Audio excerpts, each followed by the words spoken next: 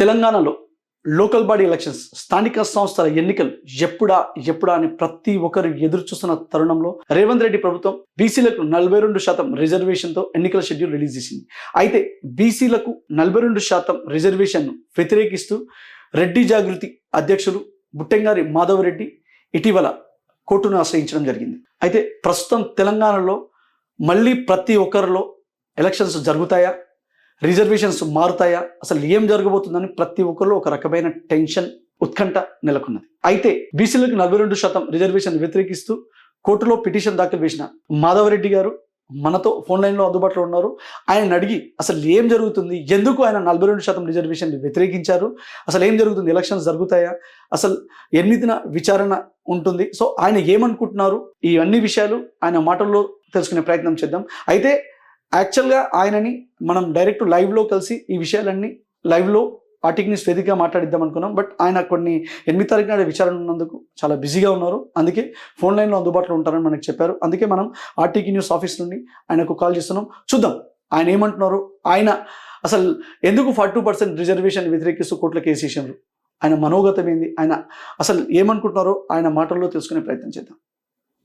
అన్నా నమస్తే. అన్నా నమస్తే అన్నా, ముఖ్యంగా ఇప్పుడు ప్రజెంట్గా తెలంగాణలో ఎక్కడ విన్నా ప్రతి ఒక్కరి నోట కూడా వినపడుతున్న మాట ఏంటంటే ఈ స్థానిక సంస్థల ఎన్నికలు ఎప్పుడా అని ప్రతి ఒక్కరి లోపల ఉండే. ఇప్పుడు ఎన్నికలు షెడ్యూల్ కూడా రిలీజ్ అయినాయి, కానీ అసలు ఎన్నికలు జరుగుతాయా జరగవా, ఎందుకు అంటే రెడ్డి జాగృతి అధ్యక్షుడు బుట్టంగారి మాధవరెడ్డి కోర్టులో కేసు వేసిండ్రు. అసలు ఏమవుతుంది, అసలు ఎలక్షన్స్ పోస్ట్పోన్ అవుతాయా, రిజర్వేషన్స్ ఉంటాయా ఉండవా, కోర్టులో ఏం జరుగుతుందని ప్రతి ఒక్కరి లోపల ఒక రకమైన ఉత్కంఠ నెలకొన్నదన. అయితే దానికి కారణం 100% మీరు, ఎందుకంటే తెలంగాణలో బీసీలకు 42% ఇస్తున్న రిజర్వేషన్ని వ్యతిరేకిస్తూ మీరు కోర్టులో కేసు వేసిండ్రు. అయితే అన్న ఇక్కడ ముఖ్యంగా మేము ఏం తెలుసుకోవాలనుకుంటున్నామంటే అసలు ఎందుకు మీరు 42% బీసీలకు రిజర్వేషన్ని వ్యతిరేకిస్తూ కోర్టులో కేసు చేసినారు, ఎందుకు వేసిండ్రు? అంటే మీరు అంబేద్కర్ కోరుకున్న సమానత్వం మీకు ఇష్టం లేదా, నచ్చడం లేదా, ఎందుకు మీరు 42% రిజర్వేషన్ వ్యతిరేకిస్తున్నారు? బాబాసాహెబ్ అంబేద్కర్ గారు తనపై ఎవరెవరికి గౌరవం ఉందో వారందరూ కూడా భారత రాజ్యాంగాన్ని గౌరవిస్తారు. భారత రాజ్యాంగంలో 50% రిజర్వేషన్ దాటవుతని ఇందిరా సాహాని కేసు, మహారాష్ట్ర కేసు, అదేవిధంగా నిన్నగాక మొన్న 2018లో తెలంగాణలో కూడా రిజర్వేషన్ పెంచుతామన్నప్పుడు హైకోర్టు ఒప్పుకోలేదు, సుప్రీంకోర్టు ఒప్పుకోలేదు. అంటే ఇన్ని తీర్పులు కూడా ఉన్నాక ఈరోజు మరో ప్రయత్నం చేస్తామంటే నీకు బాబాసాహెబ్ అంబేద్కర్ రచించినటువంటి రాజ్యాంగం మీద నమ్మకం లేదా? అందులో స్పష్టంగా 50% రిజర్వేషన్ దాటొద్దని ఉన్నది. ఉన్నాక కూడా ఇలాంటి ప్రయోగాలు చేయడం, కులాలకు మధ్యలో తెచ్చిపెట్టడం, ఈ రోజు నేను కాకపోతే ఇంకోళ్ళు పోతారు కేసు కోర్టుకు. మా ఉద్దేశం ఏంది, ఇలా జనరల్ స్థానాలు తగ్గుతా ఉన్నాయి, దాన్ని తగ్గించొద్దనే ఉద్దేశంతో ఈ రోజు మేము కోర్టుకు పోవడం జరిగింది. ఇలా మీరు అంటారు ఎన్నికలు జరుగుతాయా అంటే ఇంతకు గ్రామీణ ప్రాంతాలలో ఎన్నికలకు కూడా ఎవరైనా సిద్ధంగా ఉన్నారా? దీనికి అనేకమైన కారణాలు ఉన్నాయి. ఒకటి, గత ప్రభుత్వంలో సర్పంచ్లైన వాళ్ళందరూ కూడా గ్రామాలలో అభివృద్ధి కోసం డబ్బులు ఖర్చు పెట్టి అభివృద్ధి చేశారు. ఇంతవరకు వాళ్ళ బిల్లులు రాలే. చాలా మంది గ్రామ సర్పంచులు ఆత్మహత్యలు చేసుకున్నారు, కాంట్రాక్టర్లు ఆత్మహత్య చేసుకుని మనం చూసినాం. ఆ తర్వాత రెండో విషయం వస్తే, ఈ రోజు కొన్ని రోజుల క్రితం యూరియా కోసం రైతులందరూ కూడా బార్లు నిల్చుండ్రు.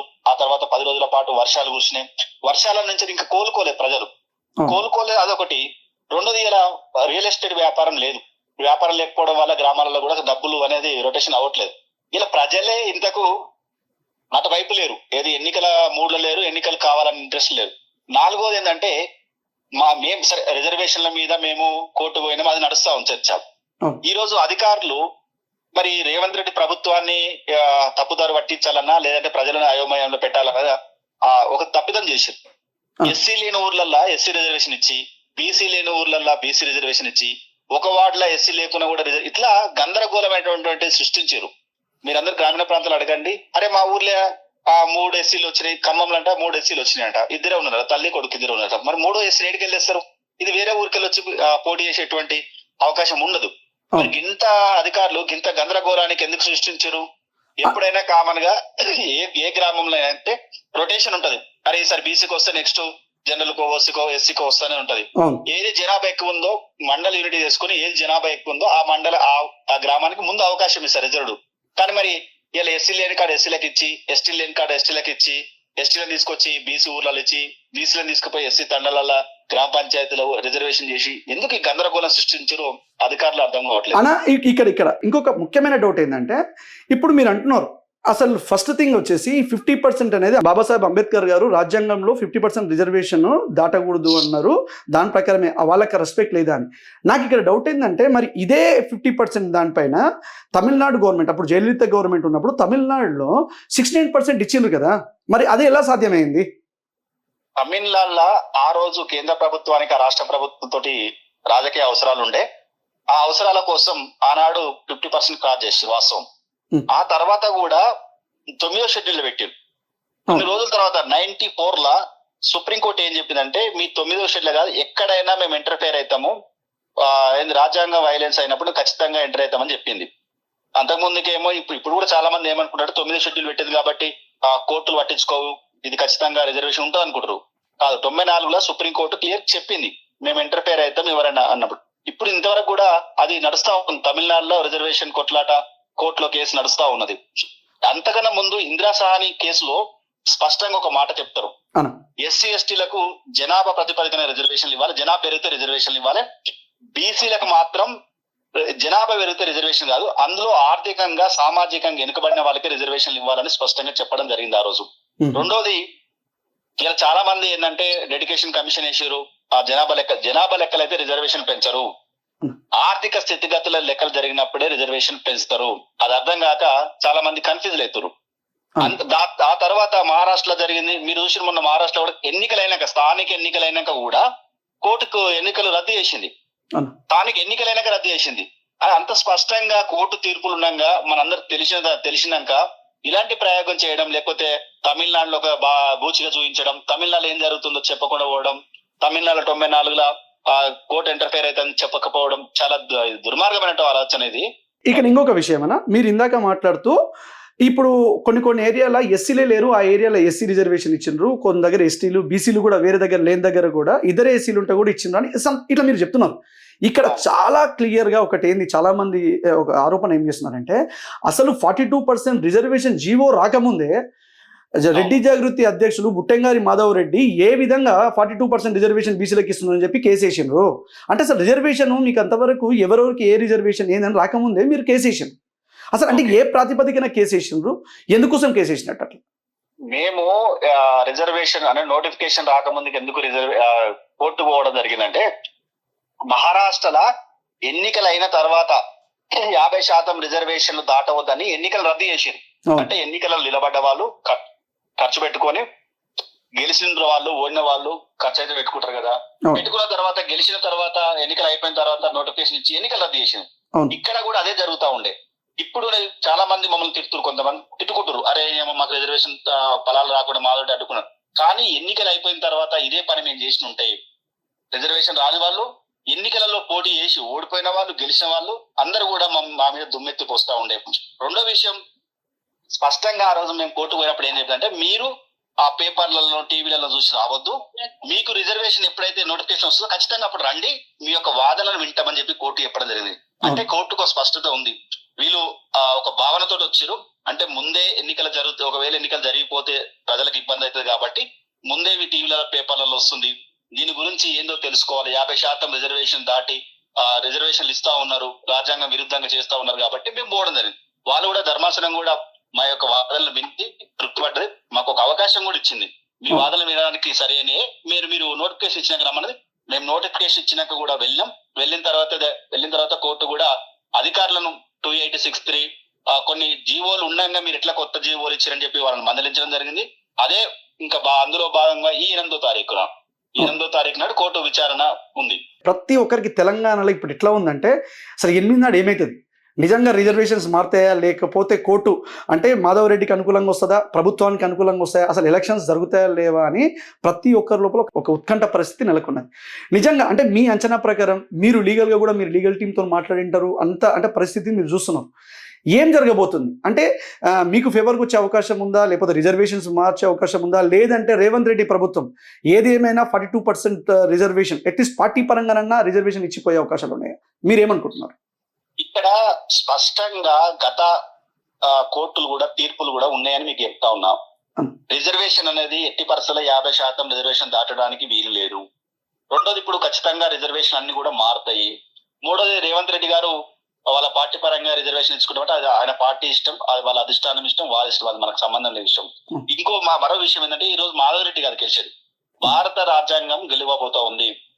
ఎందుకు అంటా ఉన్నా అంటే 50% రిజర్వేషన్ దాటవద్దని ఉన్నాక అటువైపు ఆలోచన చేయకుండా కేవలం మాధవ్ రెడ్డి కేసు వేసి, ఇది మాధవ్ రెడ్డి సమస్య కాదు, దేశం మొత్తం కూడా ధర్మాసన సమస్య ఇది. నువ్వు అనేక కోర్టు కేసులు ఉన్నాగా ఎట్లా ధిక్కరిస్తావు, నువ్వు ఎట్లా ఆలోచన వైపోతావు? ఎస్, ప్రణాళికాబద్ధంగా చేయాల్సి ఉండే.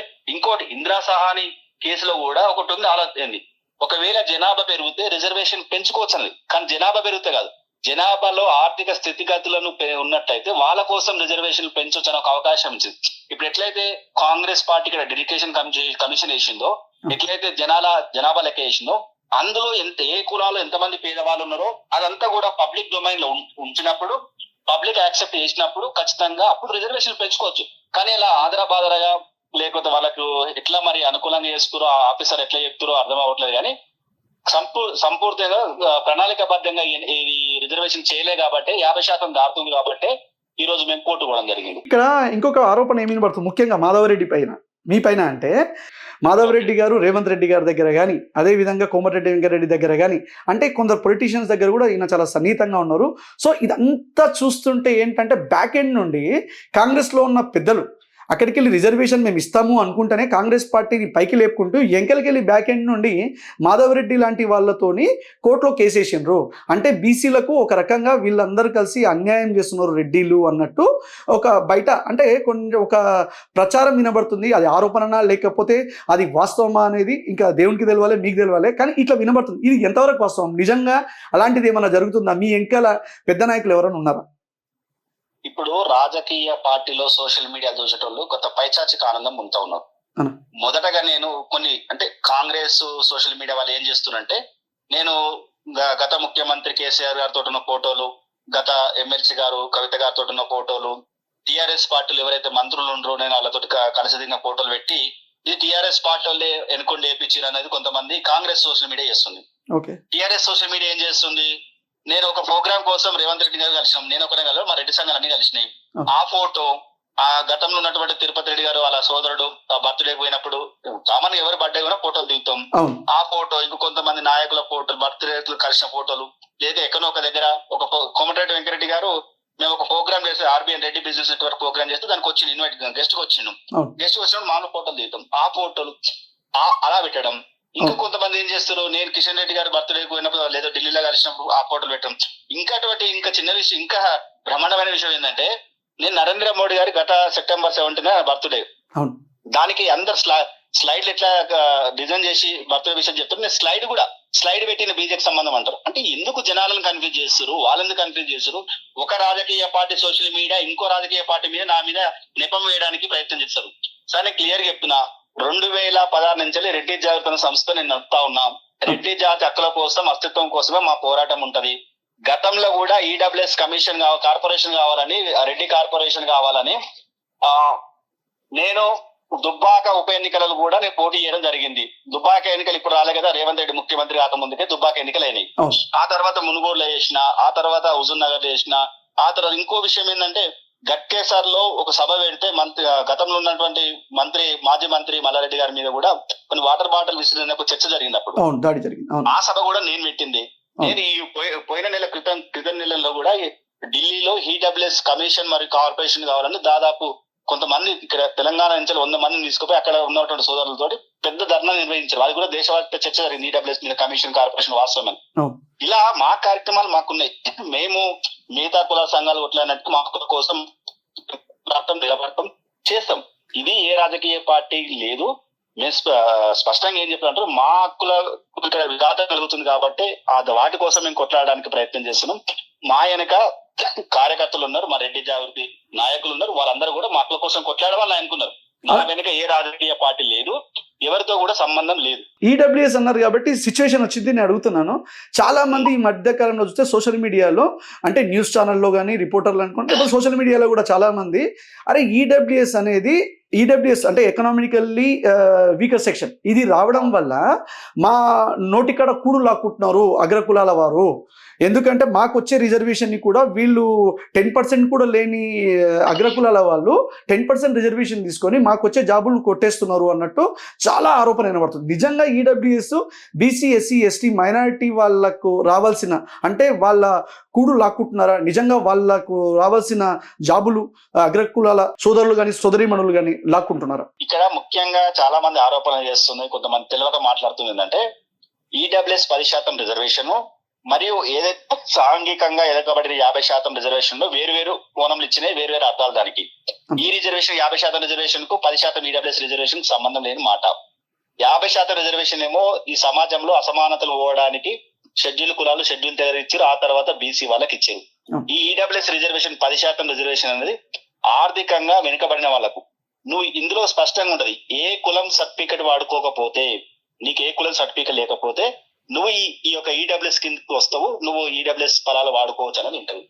ఈడబ్ల్యూఎస్ 10% రిజర్వేషన్ సపరేట్ ఉన్నది, నీకు అలా బీసీలకి వెళ్ళి ఎస్సీలకి ఇచ్చేది కాదు. ఇంకో మాట కొంతమంది ఆరోపణ చేసేది ఏంటంటే ఇలా ఈడబ్ల్యూఎస్ లో తక్కువ మార్కులు వచ్చిన ఉద్యోగాలు వస్తున్నాయి, ఆ బీసీల కన్నా తక్కువ మార్కులు వచ్చిన వాళ్ళకి వస్తున్నాయి అని ఒక వాదన ఉంది. వాస్తవం ఎందుకు అని నేను చెప్తా ఉన్నా అంటే ఆ బీసీ రిజర్వేషన్ వచ్చినప్పుడు కూడా అటెంప్ట్ చేస్తే కూడా వాళ్ళకి ఉద్యోగాలు వచ్చాయి. ఎందుకంటే ఆ రోజు ఆ బీసీ సర్టిఫికెట్ లేదు కాబట్టి, బీసీ సర్టిఫికెట్ ఉన్న వాళ్ళకే ఆ ఉద్యోగాలు అవకాశం. ఇలా కూడా చాలా మంది ఈడబ్ల్యూఎస్ సర్టిఫికెట్ తీసుకోలే కాబట్టి ఇలా తక్కువ మంది ఈడబ్ల్యూఎస్ సంఖ్య తక్కువ ఉంది కాబట్టి ఇలా తక్కువ మార్కులు వస్తున్నాయి. ఇంకా 2 సంవత్సరాలకు 3 సంవత్సరాలకు పోతే ఇప్పుడు అందరూ ఈడబ్ల్యూఎస్ సర్టిఫికెట్ తీసుకుంటారు. ఎందుకు? ఇలా రిజర్వేషన్ వచ్చిన కూడా చాలా మంది తెలియదు, విద్యార్థులు తెలియదు, తల్లిదండ్రులు తెలియదు కాబట్టి ఈడబ్ల్యూఎస్ సర్టిఫికెట్ తీసుకోలేదు. ఇప్పుడు చర్చ వచ్చింది కాబట్టి ఇప్పుడు ఈడబ్ల్యూఎస్ సర్టిఫికెట్ తీసుకుంటారు అందరూ. తీసుకుంటే 2 సంవత్సరాల తర్వాత వచ్చే కాంపిటేటివ్ ఎగ్జామ్ కు ఖచ్చితంగా బీసీల కన్నా ఎక్కువ మార్కులు వస్తున్నాయి, వీళ్ళకి అవకాశం వస్తుంది. ఇలా చాలా మంది వేరియేషన్ తెలియక సర్టిఫికెట్ తీసుకోలేదు కాబట్టి ఇప్పుడు ఏదైనా ఉద్యోగం ఆ జనాభా రేషియో ప్రకారమే దాన్ని రిజర్వ్ చేస్తారు. అట్లా దాని ఒక లెక్క ఉంటుంది. కానీ ఇలా కామన్ గా మాట్లాడినట్టు బీసీలకు ఎక్కువ మార్కులు వచ్చిన వస్తున్నాయి, ఓసీలకు తక్కువ మార్కులు వచ్చిన వస్తున్నాయి అంటే అది అర్థం కాదు. చాలా మంది సామాన్య జనాలు అనుకుంటే కన్ఫ్యూజ్ అవుతారు. మేధావులు అన్నట్టు ఆలోచన చేసేటోళ్ళు, టీముగా డిబేట్ పెట్టేటోళ్ళు, అసలు వాళ్ళకి అర్థం తెలియకుండా జనాల ఇది ముందు క్లియర్ కట్ గా జనాలను కన్ఫ్యూజ్ చేయడానికి ఈడబ్ల్యూఎస్ అని జనాలను కన్ఫ్యూజ్ చేస్తా ఉన్నారు, ప్రజలను అభద్రత భావనలో నెట్టేస్తా ఉన్నారు. అది అర్థం చెప్పకుండా ఈడబ్ల్యూఎస్ రిజర్వేషన్ గురించి అర్థం చెప్పకుండా ఇలా ఈడబ్ల్యూఎస్ ఒక ఎస్సీ ఉంది అనుకోండి, నాకు రిజర్వేషన్లు వద్దు అని వదిలేసుకుంటే ఆయన జనరల్ కేటగిరీ పోతే ఆయనకి ఈడబ్ల్యూఎస్ వర్తిస్తుంది, క్లియర్ గా ఉంది. కానీ అది మాట్లాడరు. వీళ్ళు ఇంకో వాదన ఇస్తారు, మీరు ఎంత మీ పర్సెంటేజ్ ఎంత 10% రిజర్వేషన్ అంటారు. సార్ మేము ఒకటే చెప్తా ఉన్నా, కేసీఆర్ గారు ముఖ్యమంత్రి ఉన్నప్పుడు ఓసీలు 20.6% అని చెప్పిండు జనాభా లెక్కలు చూపించి ఆయన పేపర్లు వచ్చినాయి. తర్వాత రేవంత్ రెడ్డి గారు మొన్న జనాభా లెక్కలు చేసినప్పుడు మీకు 18.7-8% అని ఆయన చూపించను. మరి 18% ఉన్నటువంటి మాకు 10% రిజర్వేషన్ వస్తే మీకు ఇబ్బంది ఏందని అడుగుతున్నాం. ఇప్పుడు స్వాతంత్రం వచ్చినప్పటి ఇప్పటిదాకా మాకు ఎప్పుడు కూడా రిజర్వేషన్ లేవు, అది జనరల్. 50% దాకా మిగతా 50 అంతా కూడా జనరల్ లా మీరు వస్తారు, ఎస్సీలు వస్తారు, ఎస్టీలు వస్తారు, ఓపెన్ కేటగిరీ కాబట్టి అందరూ వస్తారు. అది మాకు రిజర్వేషన్ ప్రత్యేకంగా ఇచ్చింది కాదు.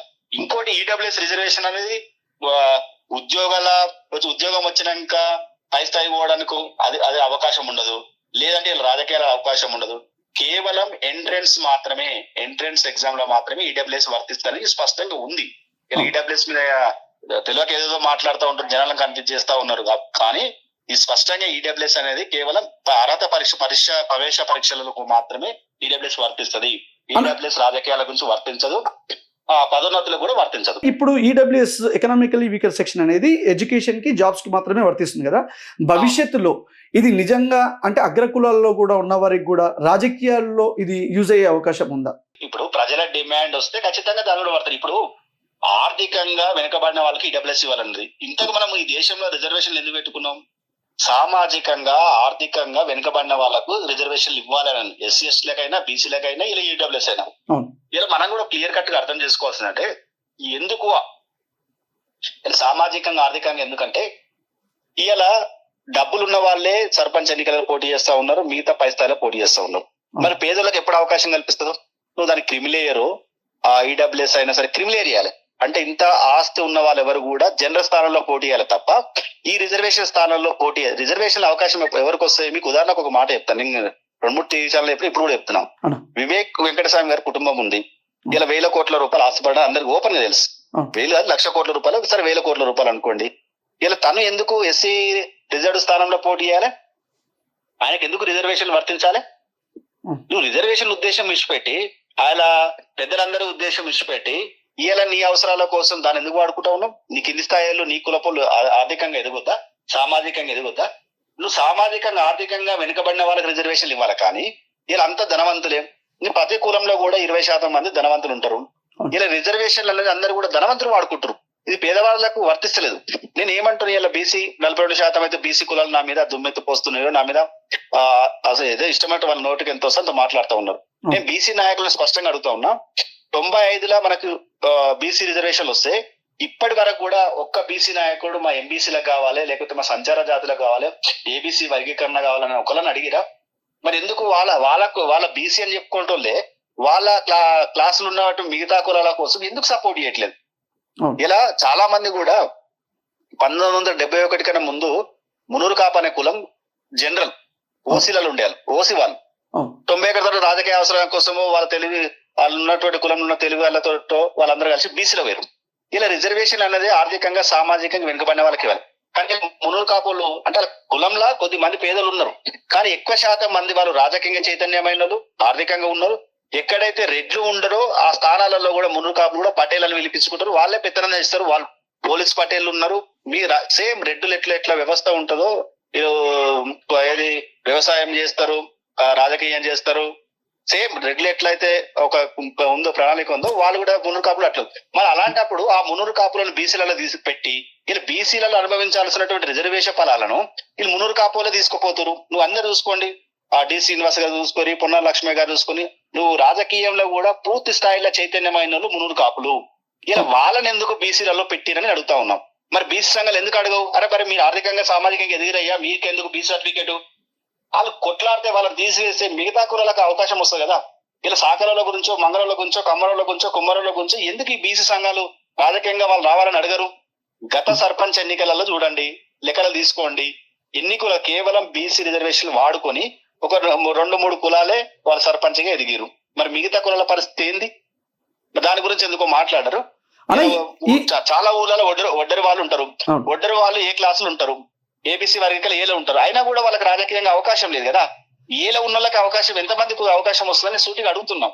మరి బీసీ నాయకులు ఎందుకు దీన్ని మా బీసీ కులం అని ఒక ఇంటర్వ్యూలో సంచార జాతి సంబంధించినటువంటి నాయకుడు వచ్చి తనే చెప్పిండు, సార్ ఈ రోజు మాధవరెడ్డి అనే వ్యక్తి కోర్టు పోయింది కాబట్టి మా ఏబీసీ వర్గీకరణ గురించి మేము మాట్లాడగలుగుతున్నాం.